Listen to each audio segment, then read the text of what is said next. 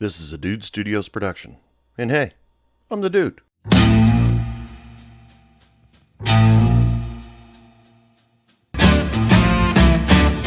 bartender, pass me a drink.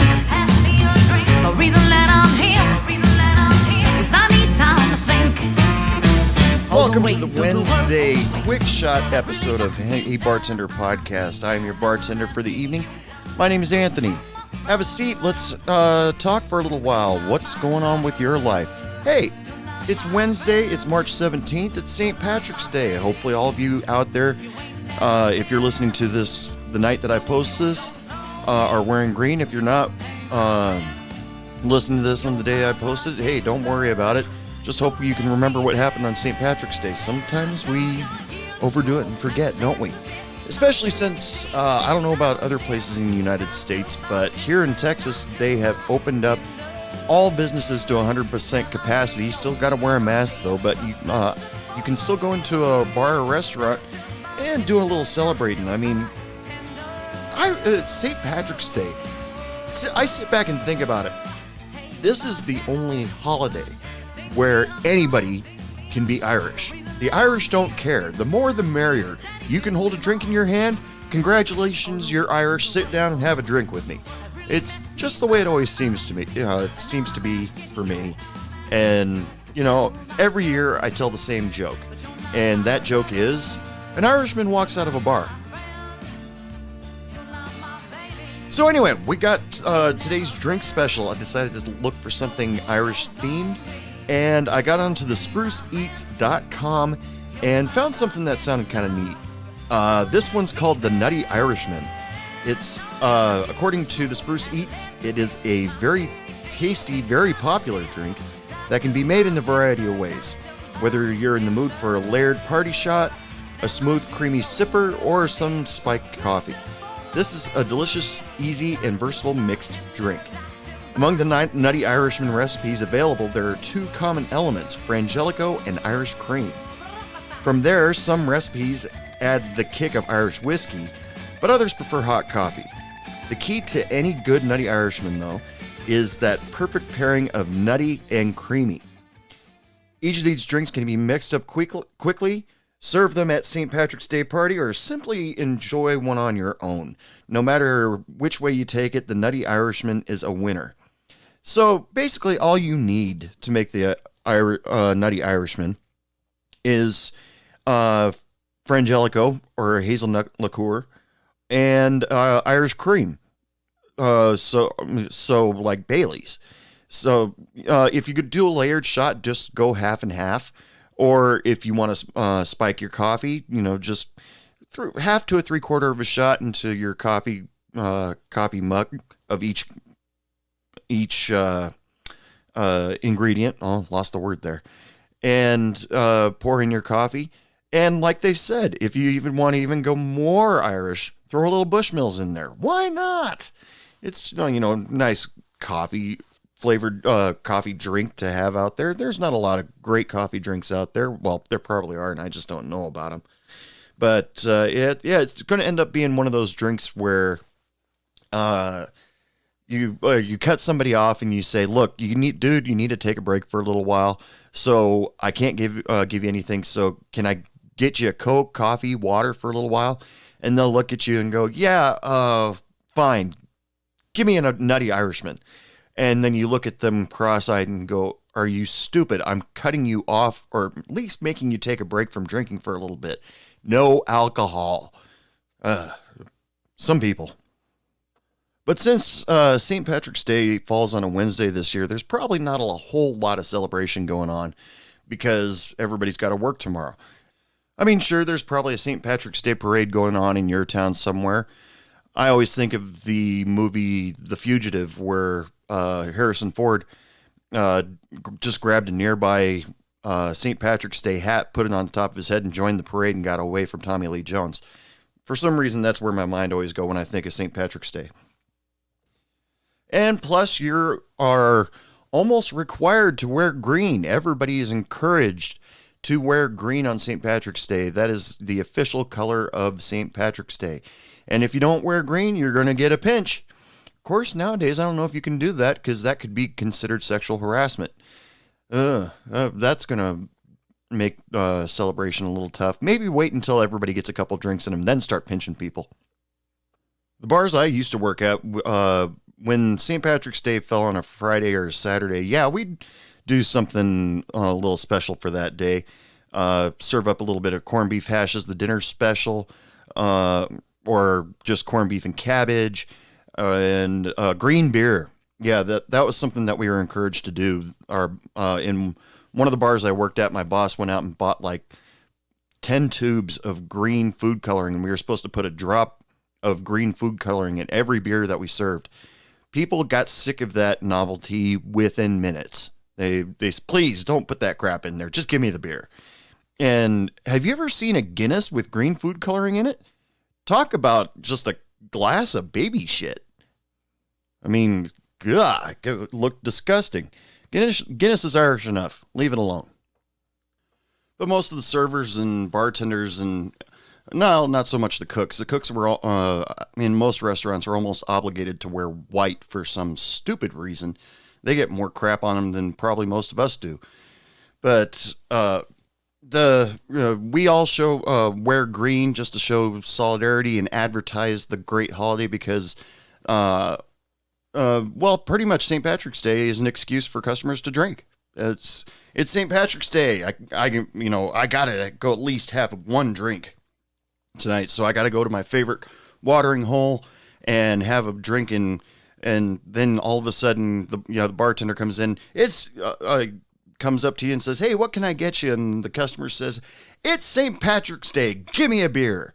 I've got to celebrate." And the bartender looks at him and says, "But you're Chinese."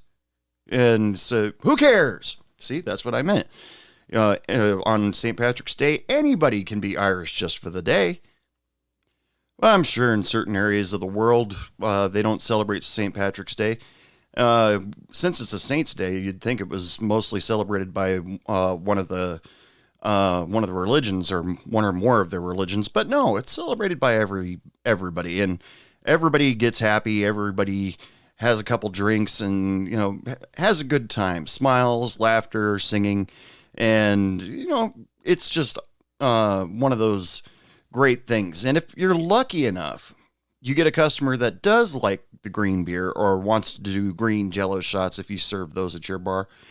And then the funny part that I don't know if it ever happened, but something that I always like to think about the customers that go out and drink on St. Patrick's Day, if they overindulge on the green spirits, is it would be hilarious to me if they completely forgot. They were too drunk, they got home and just said, "I'm going to bed," boom.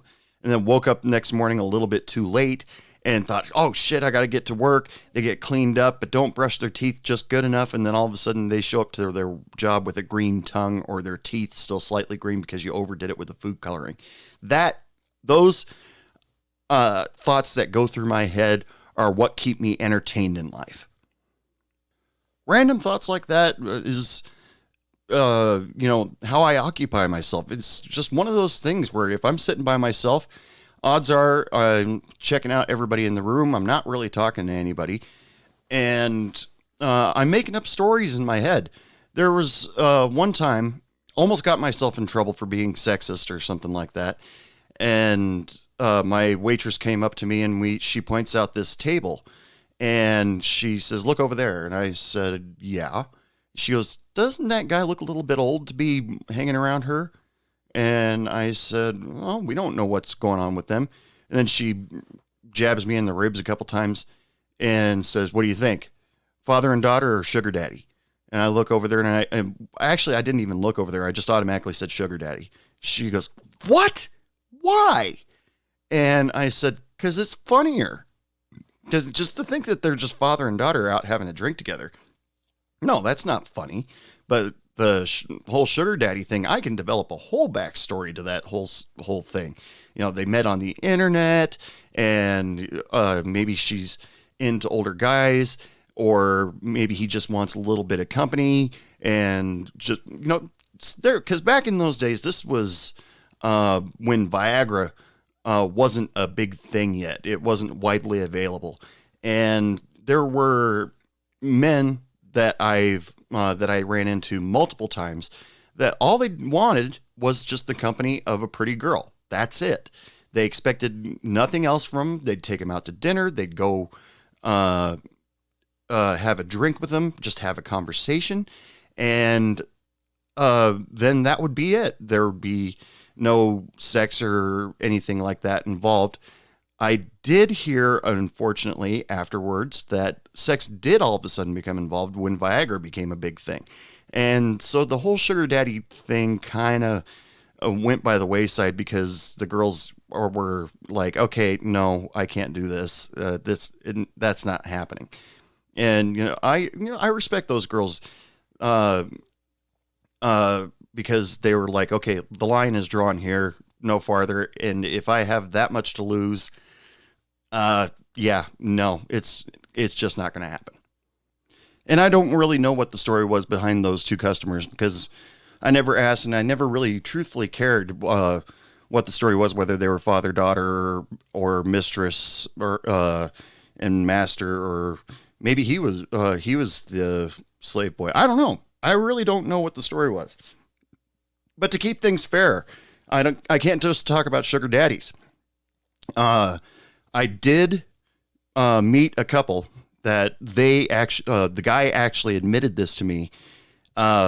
He was this guy about my age, and he was hanging around a woman that was considerably older than him, and maybe like 25, 30 years older than him. And he would always hang around with her. They'd come into the bar, they'd have a drink, and they'd sit, they'd talk, they'd maybe carry on conversations with other couples in the room. And then all of a sudden, one day, he just started coming in by himself. That's it. And I never asked him, but then all of a sudden, he gave me his whole story that I wasn't really interested in. And I said, "Hey, man, how you doing?" And he goes, "Man, this sucks." And I went, "What?" And he goes, his girlfriend dumped him the other day. And I said, "Oh, yeah, that sucks. That happens to a lot of people." And he's like, "No, you don't understand. She gave me an allowance every week just to be around her. I really didn't have to do anything. I mostly stayed in the house playing video games and, just had to be around mostly when she had company over." I said, "Oh, she was your sugar mama." And he goes, yeah, that was pretty much it. And I said, "What, did you piss her off or something like that?" And he goes, "No, she traded me in for a younger model." And I said, "Ooh, well, I guess you got to go find a job then." And he says, "Yeah, and I don't know how to do shit." He honestly said that. But I never thought too much about that couple because, like I told you just a few minutes ago, when I would never have given two thoughts to that older man, younger woman hanging out together until my waitress came over and all of a sudden put the idea in my head. And of course, I'm going to go for the more interesting story. It's, and the interesting story would be, in my mind, would have been the sugar daddy. For them to be just father-daughter, not as fun. Because it's pretty cut and dry. But when I'm just playing around in my head and making up stories about customers, or when I'm people watching, I always go for the more entertaining stuff. Now, that other couple where the sugar mama was involved, I didn't think much of that either, because they were semi-affectionate towards each other, especially when she got 2 or 3 Chardonnays in her system, and he had as many drinks as he could put away on her credit card. And they would start getting affectionate towards each other. And who am I to judge the ages of people that date? I mean, what was it? John Cleese. I heard on a podcast recently that he's dating he's married to a woman that's 35 years younger than him. Same thing with Patrick Stewart. And, ooh, scandalous. And I'm just like, hey, if they're in love with each other, you can't knock that. Although there have been some celebrity marriages where I honestly wanted to walk up to the full-fledged celebrity and whisper in their ear, "Are you sure?" And if they said yes, and I go, "Are you sure?" And then watch it. Celebrity romances often end in train wreck. I think that's what keeps people fresh in Hollywood, is that they get together with somebody, and if it makes the news, then it's going to be this, oh, we're in so much love, and then 6 months later, oh, we hate each other, and then 2 months after that, divorce, we're fighting for custody of the horses and the 3 dogs that we have. Hopefully there's no children involved. And, then all of a sudden, one of the celebrities comes out with a movie or a new hit album. That's just how Hollywood works in my mind.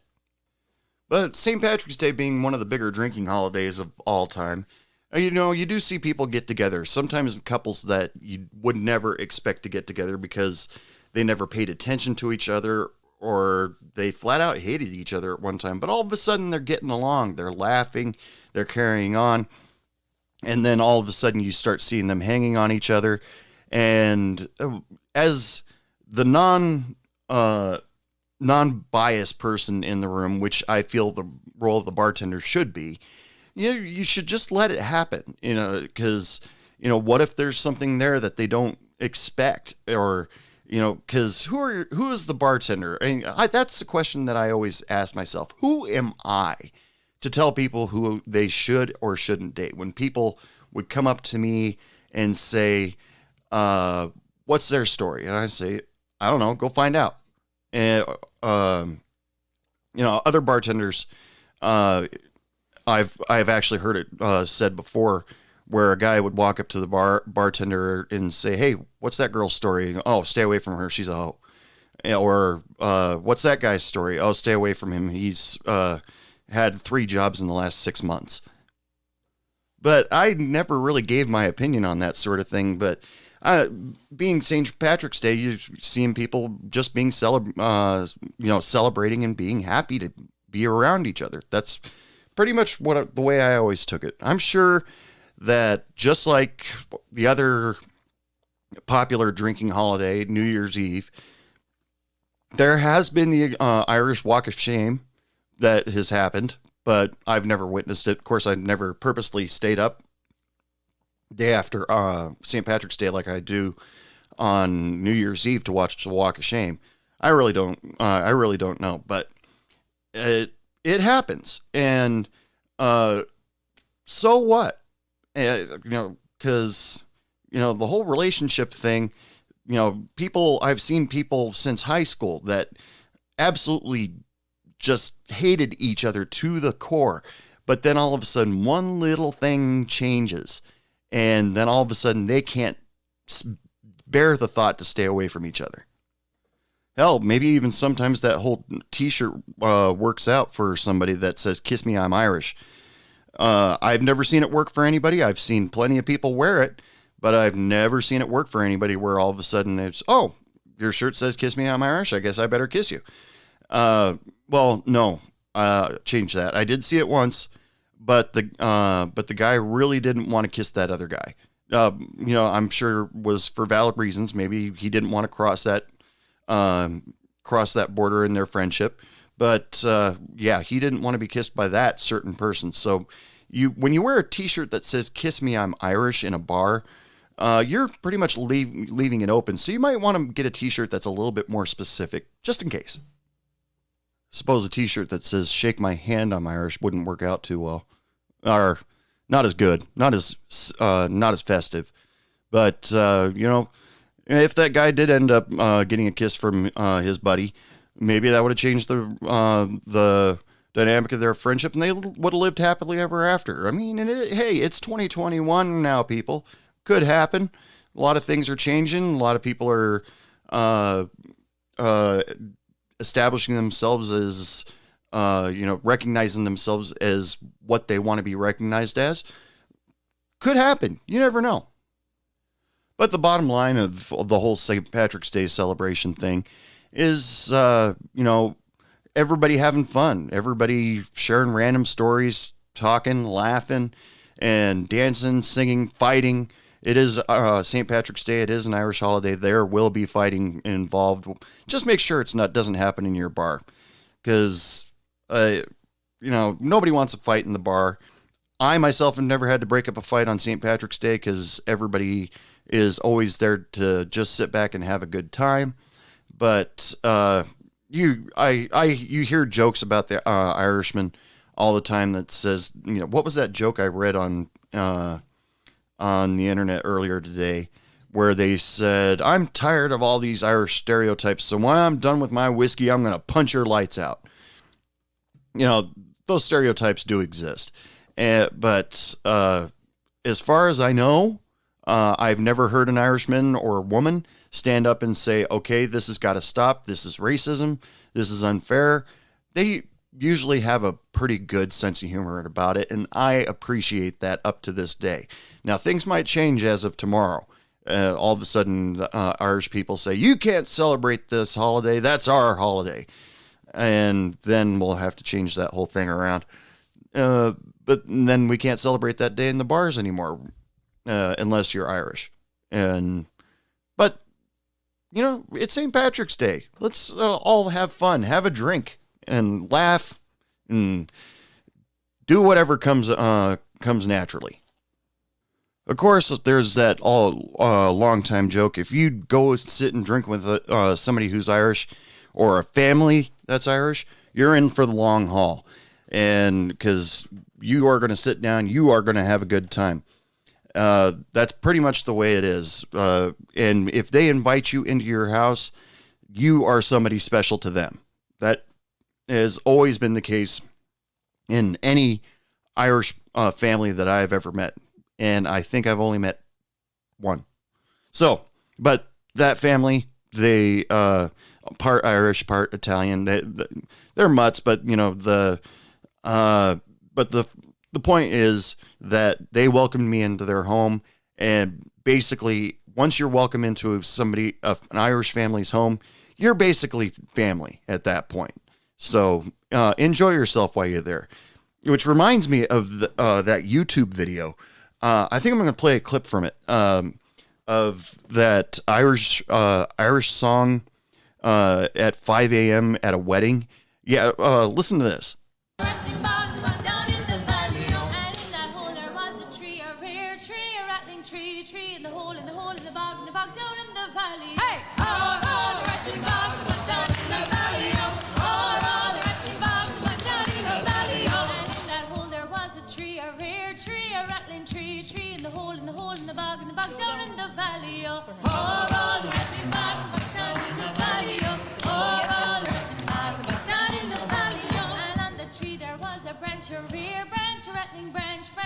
The tree in the hole in the bog down in the valley. Hey, all the rattling bog in the bog down in the valley. All the rattling bog in the bog down in the valley. And on that tree there was a branch, a rear branch, a rattling branch, the tree in the hole in the bog down in the valley. All the rattling bog in the bog down in the valley. All the rattling bog in the bog down in the valley. All right, now that played a little bit longer than I thought it was going to, but that song is it's a traditional Irish song, I guess, and it's a YouTube video. Look it up sometime. It's called Irish Wedding 5 a.m., I think, and the lyrics and go on for a long time, but you see everybody sitting there singing along, having a good time, and plus the girl singing it's got a great voice too. So, but it's a fun video, even though they're not doing a whole bunch, but if the video is true and it says it's 5 a.m. and they're just decided to go ahead and sing a traditional Irish song at the end of a wedding, why not? They look like they were having a great time. I mean, geez. And, no, too bad a lot of our customers It used to be a thing a long time ago where people would have traditional drinking songs or something like that. Like, I love to go swim with a bow-legged women swim between, sing drinking songs and stuff like that. But you don't see that much anymore. You just see somebody leaning up against the jukebox listening to Open Arms by Journey for the 57th time saying, "She'd always loved me." Anyway, people, it is last call for alcohol. Like I said, this is just the Wednesday quick shot episode. One quick one, and then I get out of here. Special thanks to the Spruce Eats for letting me steal off their website a good suggestion for a Irish drink for you to try. And, I hope everybody out there had a great St. Patrick's Day. Everybody had fun, and keep the fighting down to a minimum. I mean, it is an Irish stereotype to get into a fight, but you don't really have to. If you have to, away from the bar, please. Make sure to listen to Hey Bartender Podcast this Saturday, where I have my guest. He goes by Unique Mobile Bartender on Facebook and Instagram. He is Chavo Quintana.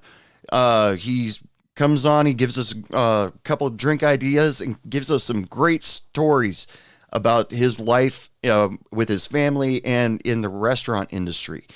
We also have a new single from my house band, or at least I like to refer to them as my house band, Laura Hope and the Arctones. So make sure to listen to the next episode, which is going to be on this Saturday, and check that stuff out because you're going to really love the show. And remember, people, if you want to keep up with Hey Bartender Podcast, all you have to do is follow me on Facebook and Instagram. Both are Hey Bartender Podcast. And if you want to take a look at some Hey Bartender Podcast swag or just listen to past episodes, go to www.heybartenderpodcast.com. Right now, I've got Hey Bartender Podcast t-shirts going for $15 a piece. I just recently found out there was a spelling mistake in the t-shirts, so they are new t-shirts, this time without a spelling mistake.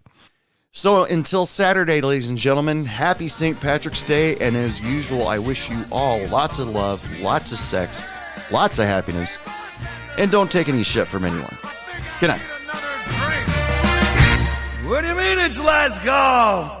I just got here!